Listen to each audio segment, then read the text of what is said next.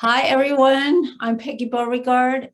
This is the Nest Egg Builder Show, and we are so fortunate to have this wonderful young man join us today. We met him a couple weeks ago, and he is an expert in self-storage. He may look very young, but he's still an expert. We're so excited because I think you might be close to the first young man I've ever met that in 7 years went from zero real estate to $100 million. And I believe all of that's in self-storage. Right. So Fernando, please take it away and tell us what you can about how we can have our $100 million in self-storage. Sure. So I appreciate the introduction and bringing me on the show here, Peggy. So I'll kind of give you a little background on myself and then go into why I chose self-storage over other real estate asset classes. So when I was 16 years old, I read Rich Dad, Poor Dad, and that's kind of what got me excited about real estate and being a business owner. And then I went through the typical progression that many real estate investors go through. I started with single family homes, both rentals and fix and flip, then went to the multifamily space, both on the buy and hold route, as well as the value add turnarounds. And around 2016 is when I started to see a somewhat concerning trend in the United States of this socialization of rental housing. You can see a lot of these types of laws being enacted in New York City and San Francisco, and recently in my own city of Chicago, Illinois. And we saw a lot of evidence of this recently during the pandemic when the government said that basically tenants did not have to pay their rent and you as a landlord were not allowed to evict them. So between 2016 and 2018 is when I started selling off the majority of my rental property portfolio, what I call habitation real estate, and then started investing in self-storage assets. From there, I started with a small single asset. It was about $1 million. We bought it at a 7% cap rate. And then over the next subsequent 3.5 years, we grew the company to a little over 100 million in assets across 12 different states and counting. So what I can do here, would you like me to share my screen? I could kind of show you the PowerPoint, or I could go off the cuff here if you'd like. I say show the PowerPoint. Peggy was muted. Yes, go ahead. Share screen. Yeah, share away. I set it up so you could share, so go right ahead. All right, so I'll go ahead and share. Don't forget, we're going to do Q&A when you get done. Sure. Yeah, I'll go through it pretty quick here then. Just make sure this is working.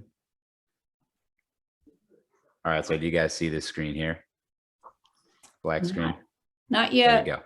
That agenda. Okay, good. There you go. So there's 9 main reasons why I invest in storage. And those being, has the highest return of any other asset class historically. It is recession resilient. We have great leverage offered to us. Much easier management. There's also extremely fragmented market. Very low break-even occupancies needed. Easy evictions, and I use that in quotations because we actually don't have evictions. Has a very high sticky factor, and then ancillary profit centers. So the first off, which most people want to know about, is the highest return. If you look at the last 30 years, roughly, on a compounded return basis, the S&P returned about 7.5%, multifamily about 13.5%, and then self-storage at about 17.5%. Now that 4% may not seem like a lot, but you got to realize that's compounding over 30 years. So if you had $100,000 to invest, if you put it into the S&P 500, you'd have about $500,000. If you put it into apartments, you'd have about 1.7. And if you put it into self-storage, you'd have a little over $4 million. So over twice the return of apartment investing, just because of that 4% compounding. So many people say, well, if this is something that has a high return, that must mean that also has high risk. And what we found is that the opposite is actually true.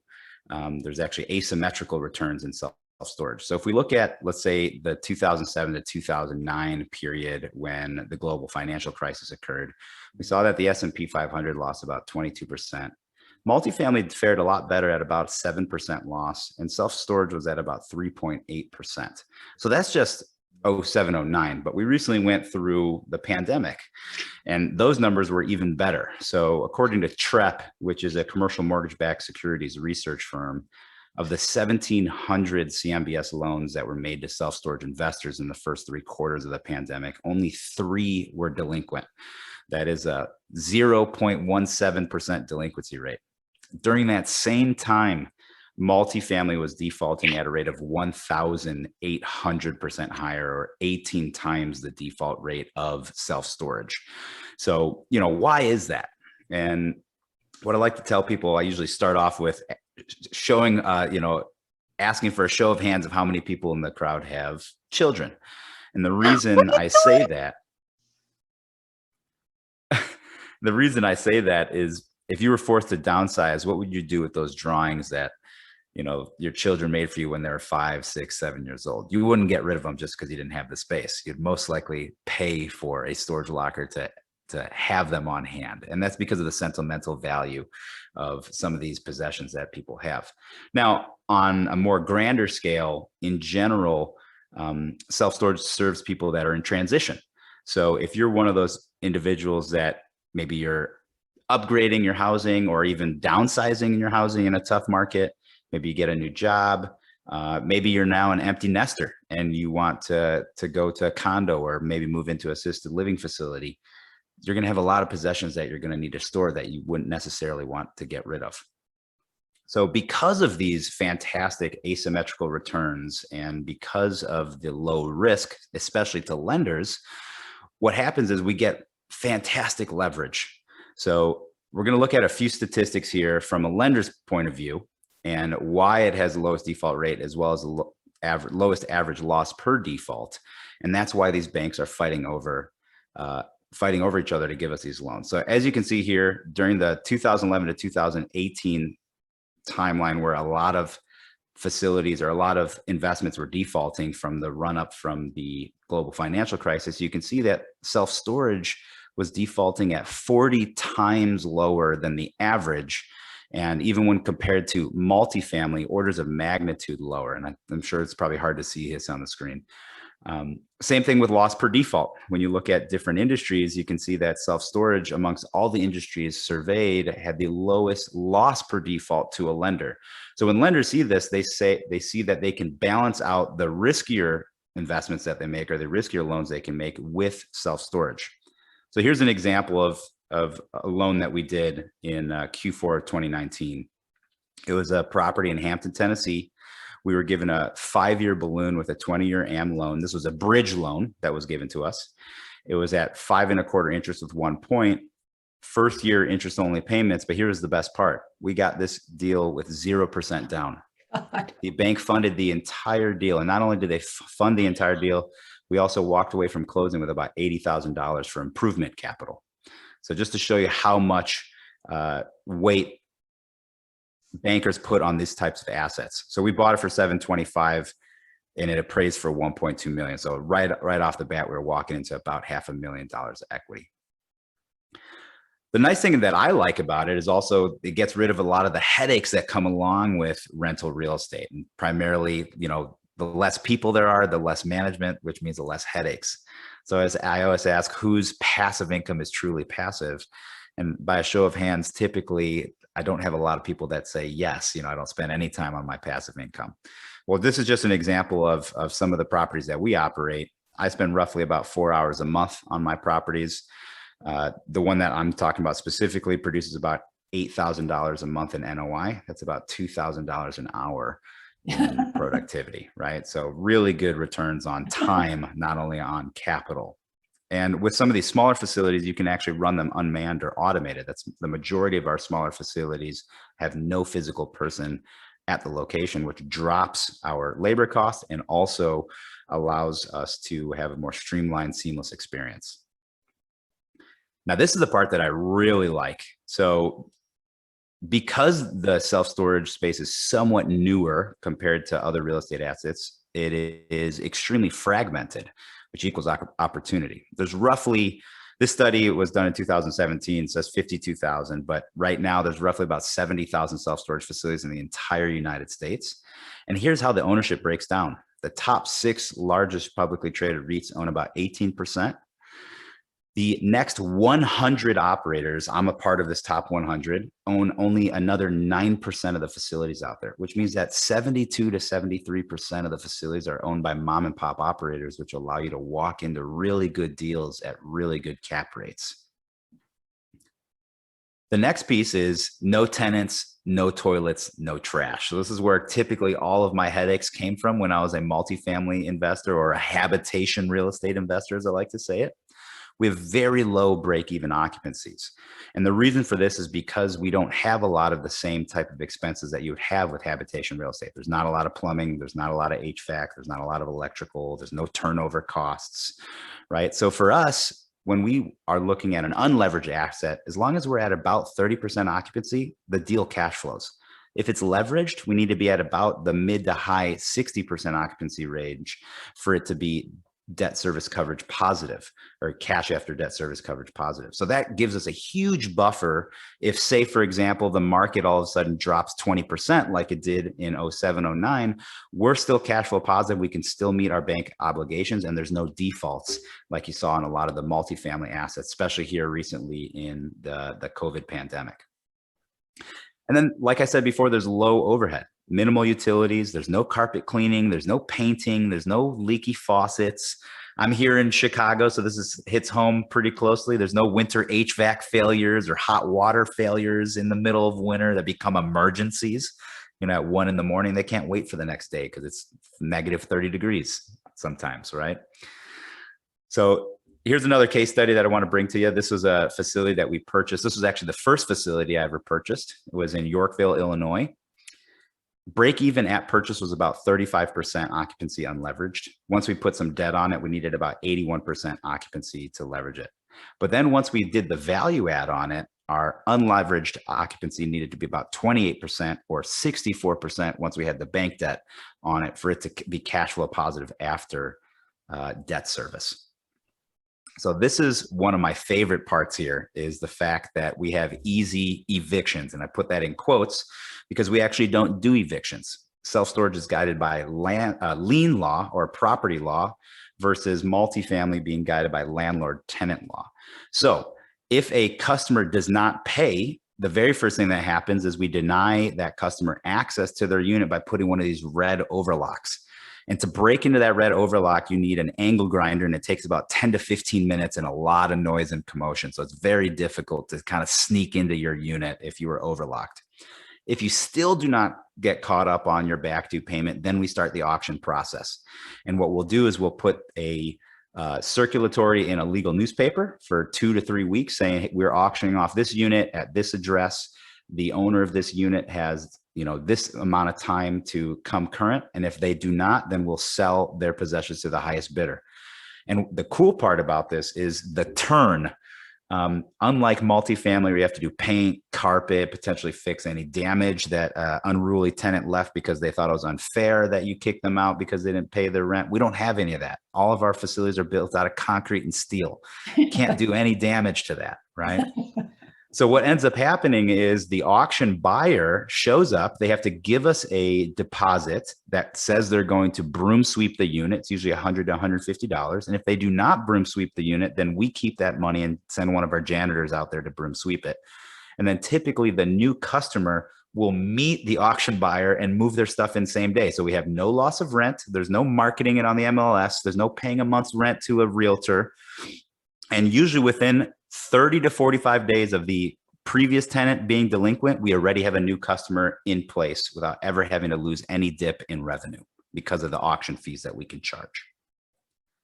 Now, the next piece is the high sticky factor. So what do I mean by high sticky factor? Well, if you were to increase $20 of rent on a $150 unit at a self-storage facility, typically your tenant would not see that it would be worth the cost, that $500+ to rent a moving truck, take time off of work, go find a new self-storage facility, put down the security deposit, and move into that new facility. But what that equates to us is a 13% increase to the bottom line.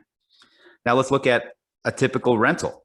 Would your tenant stay if you increase the rent by 13%? So you have a $1,500 per month apartment, if overnight you increase the rent by $200 a month, you think that tenant would stay? Absolutely not. They'd be gone faster than you can say. So the last piece, which I really like, is all about the ancillary profit centers. We always look at, millionaires and billionaires, and typically what separates them is the number of revenue streams they have. So what you can do is actually produce multiple revenue streams off of one investment. So here are some of the examples that we've used on properties of our own. You can do car storage, RV storage, boat storage. You can sell locks, boxes, and moving supplies, a renter's insurance. You can sell packaging materials. You can set up a FedEx office, printing services, scanning services. This is one that I really like, cell towers. They don't take up a lot of room, but they bring in a lot of monthly revenue with no management whatsoever. Here's another one that fits that criteria, billboard advertisements. We have a few billboards on some of our facilities where someone rents the billboard for us for $200 or $2,500 a month, and we never have to do anything with it. And then you can also go into specialty storage. So now you can start getting 3, 4, 5 times the rent per square foot by allowing people to store, wines or sensitive documentation or medical records. We can also do truck rentals like U-Haul. We can have private mailboxes, propane exchanges, ATMs, vending machines. You could put all of these things on a self-storage facility and collect income from those things. So in summary, we like it because it has the highest return. It is recession tolerant. It has great leverage. It's easy to manage. There's a fragmented market, which creates a lot of opportunity for us as buyers and investors. Very low break-even occupancy, which mitigates our downside risk. Very easy evictions, even though they're not evictions, they're auctions. Very high sticky factor, and then those ancillary profit centers. So I hope I didn't go over time there. I don't think you did. Okay. No, I was too fascinated by all of it because, as I told you previously, I love self-storage. Yes, but I have a couple questions. I'm sure a few other people have a couple questions. All right. And so you said fragmented something. Fragmented market. Mm-hmm. So what is a fragmented market, please? Yeah. So that means that the majority of the properties are not owned by large, powerful conglomerates, which usually will drive down the cap rate. So for example, if you're a multifamily investor right now, I'm sure you have experienced the plight of the low cap rates across the entire industry. And the reason for that is because there's large companies like Blackstone coming in and buying literally everything. They own large percentages of the multifamily stock across the entire United States. Whereas in the self-storage space, you can find deals almost all around you. I mean, we're consistently in today's age, right? 2021, 2022, we're still buying deals at 9, 10% cap rates day one before we even do the value add. That's almost impossible to say in the multifamily space right now. Wow. Okay. Thank you. And Is this so how many units do you put together before you actually do an auction? I would doubt that you did one person. It doesn't pay, right? Because you have to pay a certain amount of money to the auctioneer. Well, so the old school way of doing auctions, that was the case, but now everything has gone digital. So now it's all tech driven. It's almost like going on eBay. So we have one of our managers or our maintenance people come in and they just take some photos of the unit. They post it on these self-storage auction websites, and then people bid on them just like eBay. So there's actually, we get rid of all the auctioneer costs, everything. So we can do them one-off as they come in. Oh, wow, that's fantastic. That must save a huge amount of money because you could get them rented out again real quickly. Yeah. Instead of saving for 10 or whatever. So that's right. really great. And does anybody else have a question? Because I have lots of other questions, but I like to share. Cliff, you always have a question. Alvin had a question. I wanted him to go first. Oh, Alvin's question. Well, I was going to ask a question, but I was going to say, just based on your last comment, you don't leave a lot of room for those storage wars guys to make an entertaining show out of the auctions anymore, than since you're doing them online. But that's a really cool thing to do, though. Is this particular to any region of the country? I mean, you had the statistics saying that there's about 73% of the available units out there being mom and pops. And is that glued to any particular region, or is it just kind of all over the place? Yeah, it's kind of all over the place. They are distributed based on kind of population density. So there's, not as many storage facilities, say in like Wyoming or North Dakota. And there's a lot more units, say in, Florida or California, where there's large population centers. But in general, across kind of each state, this is what we see. A lot of mom and pop facilities all over the place. You can put them together into larger portfolios, take them down. You can walk in at really good cap rates. And the reason we like these mom and pop facilities is that we can pay them a fair price based off of their current financials, and then go and do these value adds where we can double or triple the value of these facilities within as short of periods as 18 months. And this is because these mom and pop operators don't run these facilities like businesses. They run them more as hobbies or as a second business or third business. They're typically already been retired once or twice before. So they're not doing competitor analysis to see if they're charging market rents. They're typically 30 to 40% below market.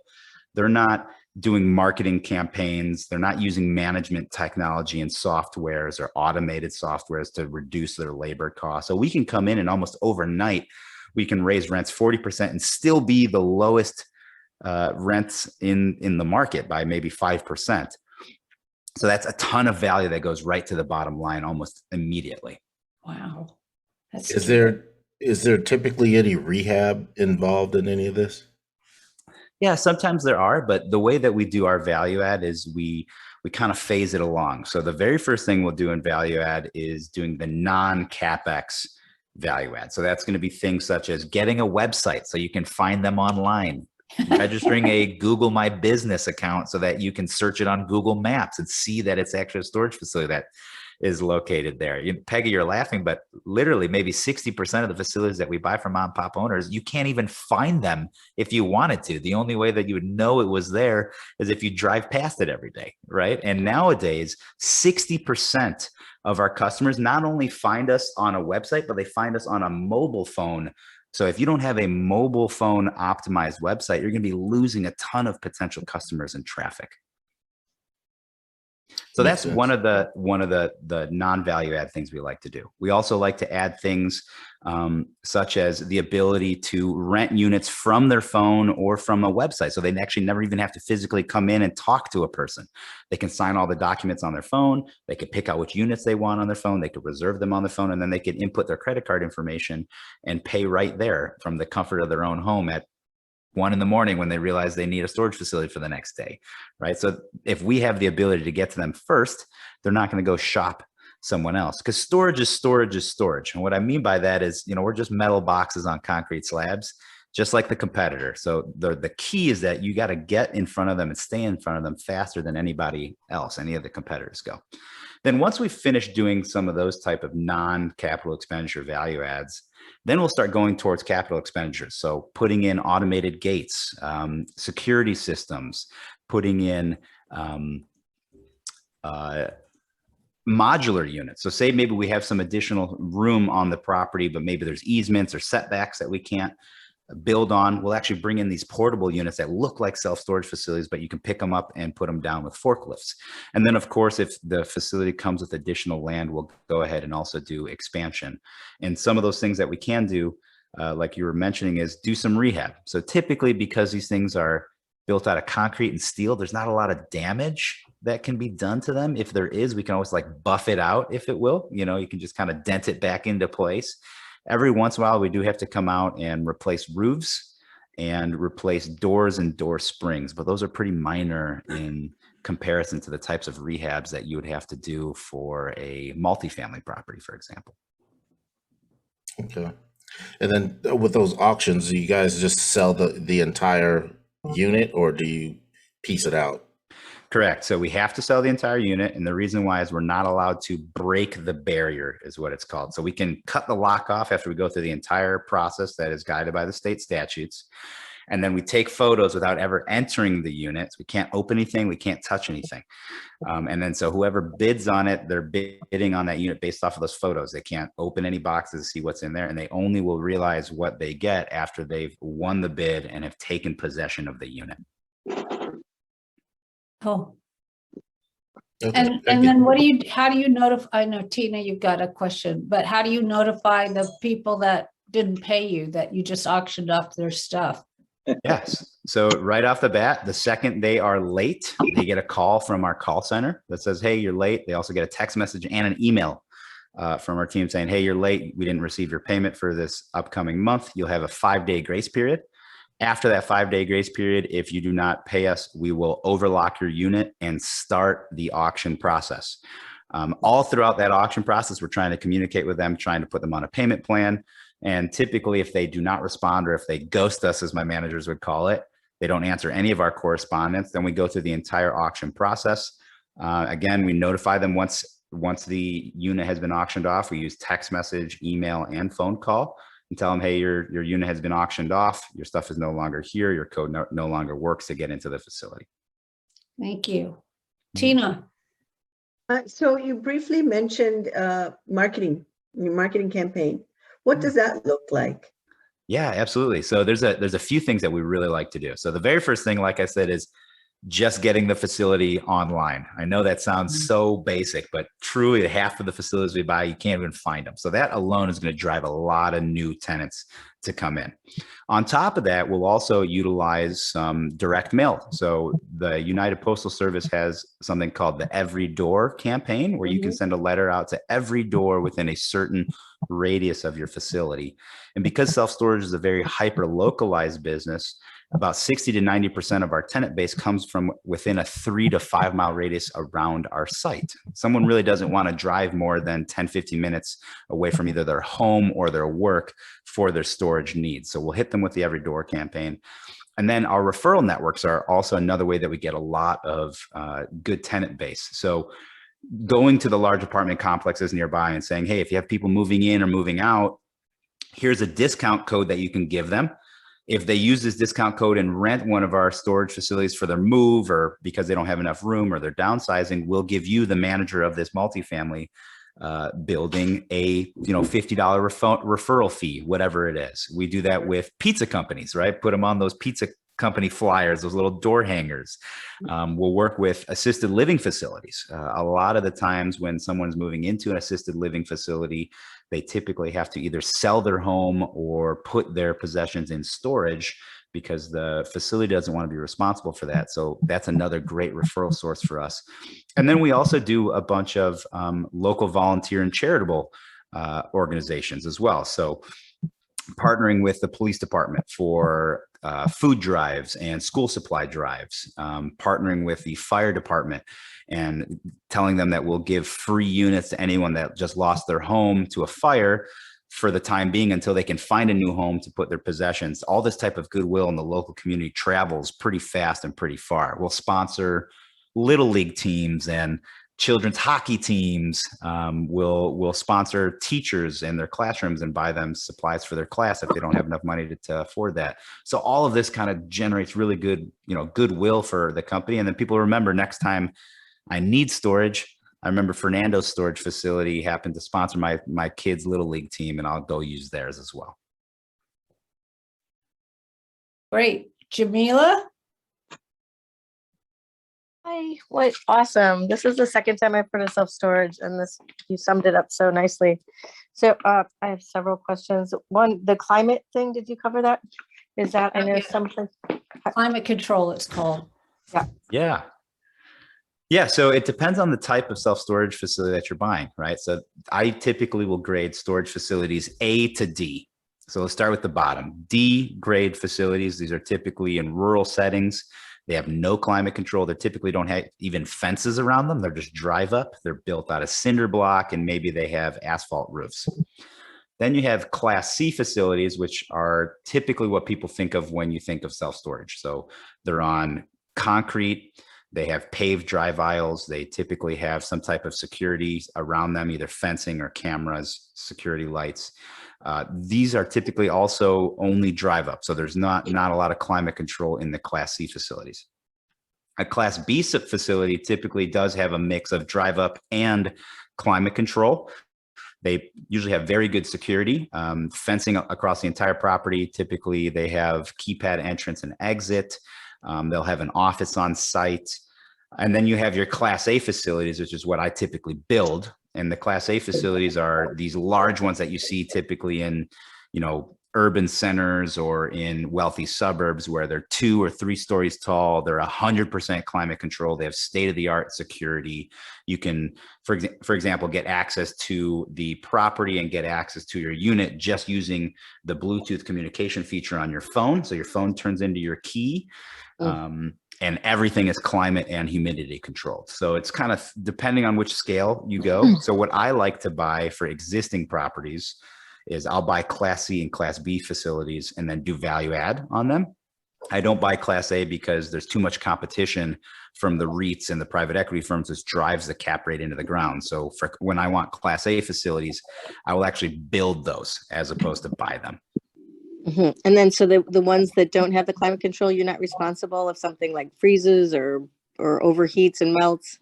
They have to sign something in their lease, probably.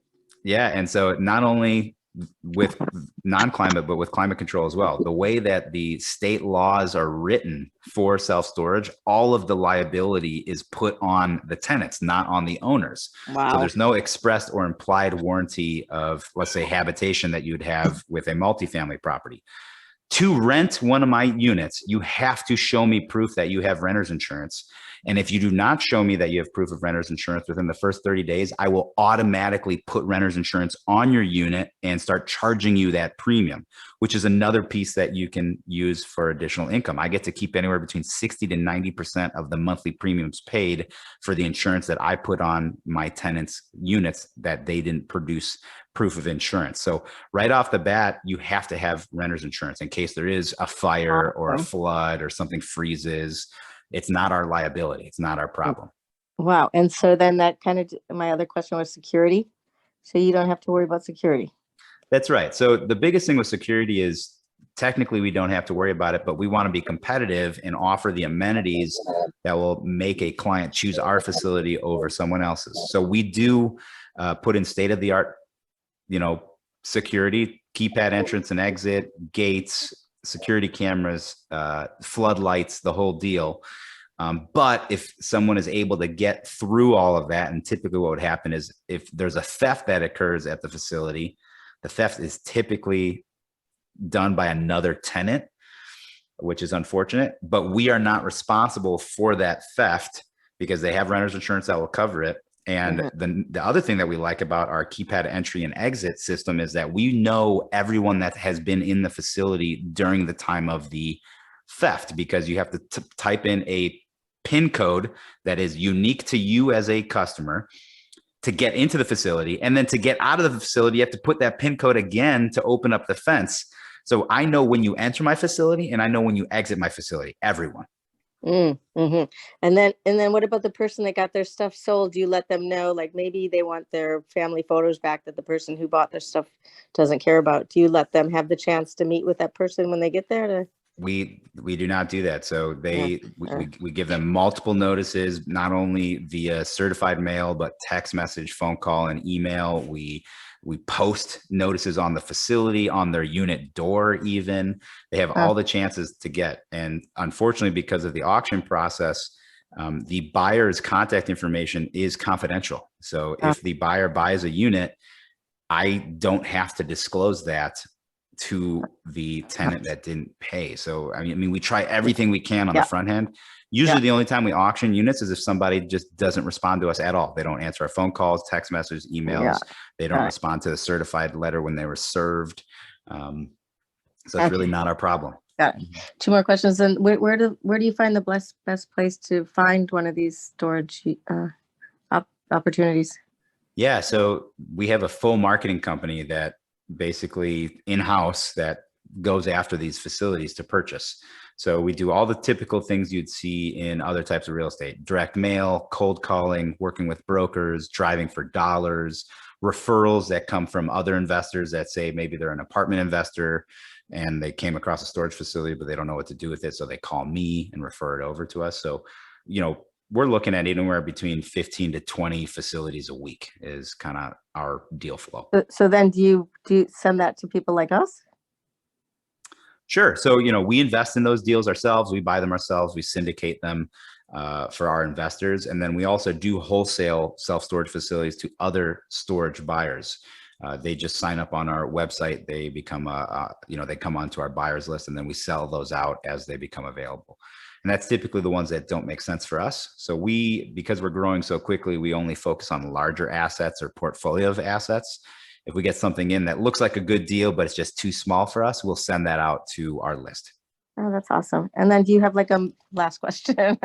Thank you. Do you have like a mentorship program, or do you have any kind of a thing that once you buy one of these things, or it's best you can invest with you and you can do syndications? That's the right. best So way. I don't offer like a paid mentorship program. All my contact information is on the internet. Feel free to reach out. I can give you any advice I can give you for free. That's no problem. I also put out a lot of free education on our social media sites and on our websites that kind of teach you how to do storage. I've been on probably over 200 podcasts. So if you just Google my first and last name, Fernando Angelucci, you'll find all the podcasts that I've been on. I'm not in the education business. I'm here to invest in storage. And the more people I can educate on how to get storage into their portfolio as a way to diversify their investments, then I'm doing my job, and I don't need to charge anybody for that. Awesome. Thank you so much. That was so informative. Really appreciate it. Fernando. And I have another question. Yeah. Because you said there's all these other income streams that you could get from the U-Haul, the boxes, the print, but you said you don't have managers at the facility. So That's right. how are you doing those two things? Because Right. you don't have anybody there. Are people, do they have to put their quarter in to open the door to make a copy, or no? Right. So there's multiple ways that you can approach this. So obviously my way is not the only way that people do it. I am somebody that prefers to reduce the labor cost, because that can be anywhere between $60,000 to $100,000 a year. So having to hire somebody at $60,000 to $100,000 a year just to sell $40,000 worth of boxes isn't worth it for me. So typically I do not put in the profit streams that require a physical person on site. Now, there are ways that you can do this without someone on site. So there's vending machines that sell boxes and locks and moving supplies. U-Haul, there's a way that you can do it unmanned, where there's a drop-off and pickup service that they can do with the keys in these little secure boxes. I really like the cell phone towers and the billboards, because those don't take any people whatsoever. But, usually the people that you see utilizing a lot of these income streams are the big REITs, the ones you see all the time: Public Storage, Life Storage, Extra Space, U-Haul, because they're already paying for a person to be on site. So then they'll add all these extra services as well. But my whole thing is I'm trying to raise the net operating income as high as possible. So it doesn't make sense for me to hire someone at $80,000 to just sell $40,000 worth of revenue. It doesn't make sense. Yeah, no, I'm all about that NOI. That's where I get my monthly checks, quarterly checks. Oh, and that's another. Do you pay quarterly, or do you pay monthly, or how do you pay your investors? Yep. So we pay quarterly. Okay. Storage is a very slow moving industry, if you will, even when it comes to doing value add or non-value add. So that not a lot changes from a month-to-month basis. And we found it's easier for our accounting staff to pay out quarterly. That way I don't have to hire more staff and then have to pass on those costs to my investors. Right. Got it. Does anyone else have any questions or any thoughts about self-storage? As I do. told all of you, I love self-storage. That's what actually got me out of multifamily type and into commercial. I think it's one of the greatest assets out there. So yes, Cliff.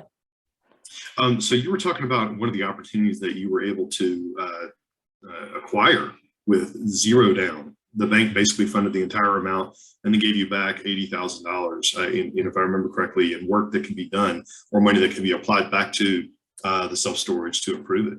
So is that typical or atypical? And then how did that happen? Why did that happen? Right. So I wouldn't, if this is your first self-storage facility, I would not bank on that happening. The best you can get for your first self-storage facility is if you go through the SBA, the Small Business Administration. And through the SBA, you can get 85 to 90% loan to cost loans, and they'll even give you some extra working capital on top of that. So you can push that up to like 87 or 92, 93% loan to cost. That's the best I've seen out there. And typically those loans are 25-year fully amortized loans. So really good for commercial property. Now back to the example. The reason that happened, I think that was maybe my 7th or 8th facility. I had a few banks that I always went to fund these deals. And on this particular deal, they were fighting over each other. And what I failed to realize was when I sent them the due diligence folder in Dropbox, I had a folder in there that said term sheets. So they were looking at what their competitors were offering me, and they just started trying to compete against each other until finally one of the banks said, I'll give you, you don't have to put any money out of your pocket. I'll even give you the rehab funds. And they knew, they saw my underwriting. They saw that right off the bat, this thing was going to praise for like 1.2, 1.3 million. And I just needed a loan for 725,000 plus maybe 80,000 in rehab. So they said, we're already so far, we have so much of an equity cushion that we're fine with not having you bring any cash to the table, especially because we have 6 of your other properties in our portfolio right now. Like, we know you're good for it. So when you're working with the SBA, are they looking for any history in investing to actually loan you that money? And if so, what are they looking for? Right. So it's interesting. So the whole purpose of the Small Business Administration is to help people become small business owners. So they're not necessarily looking for any type of experience, but what they are looking for is that you have a solid business plan. So if this is your first self-storage facility, you're most likely going to be on the lower end of that leverage. So maybe 85% loan to value. They're going to want to see that you have a solid business plan and that you're hiring the proper consultants, so that you're hiring a phase 1 environmental assessment engineer to go out and make sure that it's free of environmental liability. They're going to want you to hire a civil engineer to go out and do a property condition assessment to tell you, here's all the deferred maintenance and here's the schedule at which you should fix these deferred maintenance items. Here's everything that needs to be done the day you close. Here's the things that you got to do in year 2 and year 5 and 7 and 10. They also want to see that you hired a feasibility study consultant. We like to use Bob Copper over at Self Storage 101. We've used some other consultants as well. Catherine DiAgostino over at Self Storage Ninjas. And these are people that have 20, 30, 40 years experience in the industry. They'll go out and do a feasibility study telling you, hey, this market is good or not. This facility is good or not. Here's the things that you should be looking at and the things that you should be avoiding. Here's the rates that we think you should be setting at. Here's the plan that we think you should raise rates at. And so you have all these kind of experts coming around you. And when the SBA sees that, they say, hey, it doesn't matter if you, Cliff, don't have any experience in self-storage, because I could see the team around you has 60 years plus self-storage experience, and that's going to make us feel good. Somebody needs to mute Jamila, please. And then I had another question. When you're actually evaluating opportunities, how do you underwrite that? Is it a simple underwriting process, or is it pretty elaborate? Yeah, so there's different levels. So because we have such high deal flow, we need to kind of triage our deals, right? So there's kind of the first step, which is back of the napkin math. Do the financials make sense? Just like multifamily, I'm going to ask for what were your revenues for the last 12 months? What were your expenses for the last 12 months? What is your net operating income? What is the purchase price that you would like to get? And does that cap rate make sense to us right off the bat? Then if it clears that hurdle, then we bring it to the next level, which we have a full underwriting department, and they're going to start doing market studies and competitor analysis. So they're going to say, hey, how saturated is this market? What percentage occupancy are the competitors at? Are they raising rates? Are they dropping rates? Are there any new builds coming into the market? Any Class A builds or Class B builds that are going to be built that may eat up some of that demand that we're seeing that we may not be aware of, maybe 12, 18 months down the line. And if it passes that hurdle, that's when we go and we'll hire the feasibility consultants, because typically these feasibility studies, they're 100-something pages long, and they cost at a minimum $6,000. I've paid as high as $10,000 for these feasibility studies. So it really just depends, where in that level it goes. And then every once in a while, if it's a deal that I'm just buying with my own money, I'm not getting any debt on it, I'll skip the feasibility study because I trust my own experience, and I'm not bringing any investor capital in, but anytime I'm either bringing someone else's money into the deal or a bank is being involved, we always get a feasibility study. Okay. And next question, based on what you just spoke about, cap rates. So I'm actually hearing that in the industry right now, cap rates in some cases are becoming a little bit more compressed, and four cap is actually becoming more prevalent. What type of cap rate are you looking for? And then what is determining that cap rate in those markets? Absolutely. So it depends on which class you're in and what markets, right? So yeah, I've heard the 4 caps as well, but typically these 4 cap deals are in large metropolitan areas that are extremely hot, like Phoenix, Arizona, or Miami, Florida. And these are for Class A self-storage facilities. So they're, 3-4 stories tall. They're 150,000 square feet. You're buying them at $20 million. That's not what your first time self-storage investor is going to be going after. What your first time self-storage investor is going after is the mom and pop facilities. They're Class C or Class B. They're in secondary or tertiary markets. And if you can buy them at a 7+ cap rate, you're doing really well. That's kind of what we buy at for these Class C facilities in tertiary markets. With that being said, cap rate is not everything. Because what if you come into a facility that is so poorly mismanaged that maybe it's only 30% occupancy? Then a cap rate offer just doesn't make sense. And at that point, we switch over to a cost per square foot basis.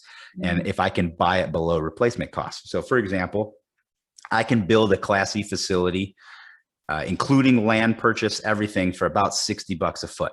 So if I can come into a facility for less than $60 a foot, I'm already making money. Right. So here's a perfect example. I'm buying 2 self-storage facilities in Kansas in 2 days. So on Thursday, it's 55,000 square feet and I'm buying it for $1,120,000. So just to do the quick math there. So at 55,000 square feet, if I were to build it at $60 a foot, that means that I'd be willing to pay $3.3 million for that. But because I was able to find such a good deal with a mom and pop owner, the owner is actually a full-time paramedic. He drives ambulances. So he's an EMS. So he said, I just want this off my books. I don't have time to deal with it. Every time I tried to talk to him on the phone, he had to keep hanging up every 10, 15 minutes because he had to go save someone's life.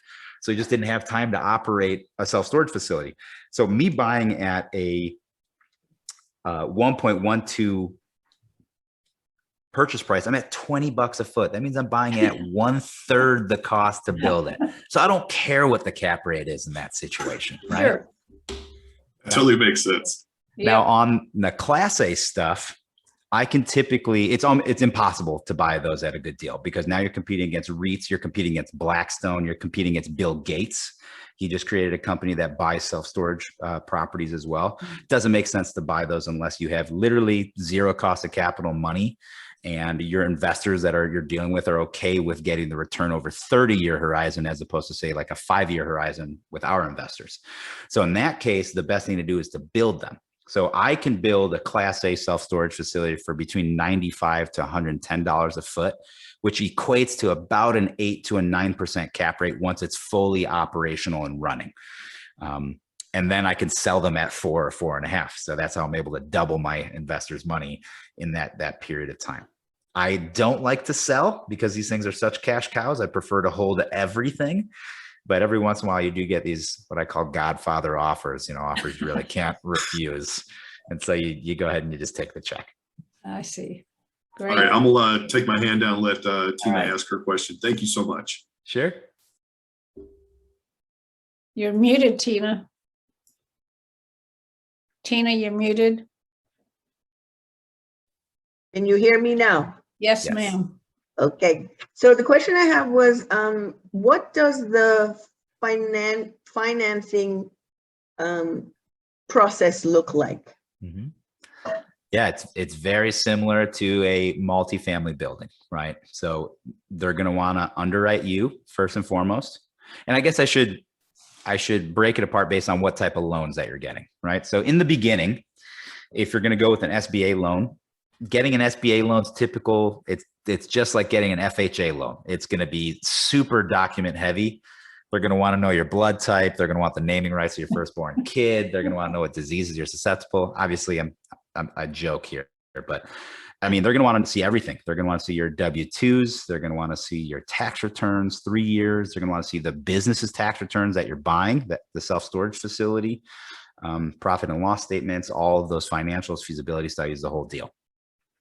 Another way to buy is to use hard money lenders. So that's something that we'll do when we don't have the time to go through a local bank or an SBA loan. Say, for example, I have a seller that says, hey, Fernando, I'll sell you these 2 facilities in Kansas at 1/3 the cost to build them, but you have to close in 30 days. No lender is going to be able to close a self-storage facility that quickly. So then I go to some of my hard money lenders, and they're typically what I call not a no doc, but a low doc lender. They're an asset-based lender. So they just want to make sure that if you default, they're able to take the asset they just lent on and sell it for at least a profit, or at least cover what they lent on it, right? So typically these loan amounts are going to be lower. However, they can close very quickly and the interest rates are going to be much higher. So as opposed to getting, 4.5% interest rate from the SBA, you may be paying 10%, but it's all interest only. And the whole point is to use that as a bridge to then refinance into a longer term style debt once you're done. So then it comes to the next level up is the banks. So the banks are offering very good aggressive financing on these. They're typically 5 or 10-year balloons. Right now I'm seeing 5 in general, 5-year balloon on a 20 or a 25-year amortization. That's going to be somewhere in the 4 to 4.5% range, fully amortized, or I guess the payments are PITI payments. So typically they won't give you much interest only. And they're going to want to see kind of the same things as the SBA, but just not as heavy. So tax returns, W-2, a good business plan. And then the final place where you want to get to, which is what we typically do when we roll up 5 or 6 or 10 of these facilities into a portfolio, is we move off to the CMBS market, or the commercial mortgage-backed securities market. So I'll call up my lender at Morgan Stanley and I'll say, hey, I have 10 properties in a portfolio. I have $3 million of debt on it, and I want to get pulled another $3 million in cash out. And they say, okay, let's take a look at the numbers. And they will lend specifically based on a net operating income analysis, or a debt yield. So typically they want about an 8 on the debt yield. And so everything is driven by net operating income. So you typically don't go to the CMBS lenders until you're completely done with the stabilization. And the reason for that is because you're locked in place, because once they give you that loan, then they sell it off to the stock market. And now the stock market buyers that bought that loan or that bond or whatever, however they structure it, they're receiving some type of coupon payment. So the typical terms on a CMBS loan, number one, and the most important piece, is that it's non-recourse. So if anything happens in the market, we go through a pandemic, something like that happens, and you default, they cannot come after you for the loss. You can just walk away scot-free. The second piece is the amortization periods that they give you are fantastic. You get 30-year amortized loans. So that really helps boost your cash flow. Yeah. And typically they'll give you a 10-year balloon. And along that 10-year balloon, you can have 0 or up to 10 years interest only to even push up your cash flow even more heavily. So for example, if you come in at a 65% loan to value, with the cash out, they'll give you all 10 years interest only. If you want to max that out and go up to 75, or maybe even some cases 80% loan to value, you won't get any interest only, and they'll allow you to get all the cash out you want. But the best part, aside of the amortization period as well as the non-recourse, is their rates are, no one can beat them. I was getting quoted 2.65% interest on one of my portfolios, right? And again, it's because the money that they're playing with is the cheapest money out there. It's stock market money. So that's kind of the end goal typically, is after you go through all the value add process, or after you build the properties and stabilize them, then if you want to hold them, you refinance into the CMBS market and walk away with a big cash out check. Okay, great. Thank you. Okay, we're almost at the top of the hour. Gary Burns has a question, and we're going to make this the last one. And if any of you want to get a hold of us, you know how to get a hold of us at the Nest Egg Builder, and we'll work with you to work with Fernando. So Gary, take it away. Hi, thank you very much. And congratulations, Fernando, because I'm twice your age and you definitely have learned the financial lingo and been very successful in what you're doing. So I'm impressed. Thanks, Gary. How many of these facilities exist around the United States? I might have missed that in the beginning. About 70,000 in the United States as of a study that was done about 13 months ago, 12 months ago. And how many more do you think are individual owned or where you can pick them up for a song, if you want to use that phrase? Yeah, I'd say about 70% of them are owned by mom and pop investors. 70? 70. Wow, that is impressive. Okay, we need to talk. I'm sure that this is a great investment for seniors who are looking for a stream of income rather than growth. That's right. So, and you can have both sides in the storage You space, seem to right? have frozen. Oh, can you Oh. still hear me?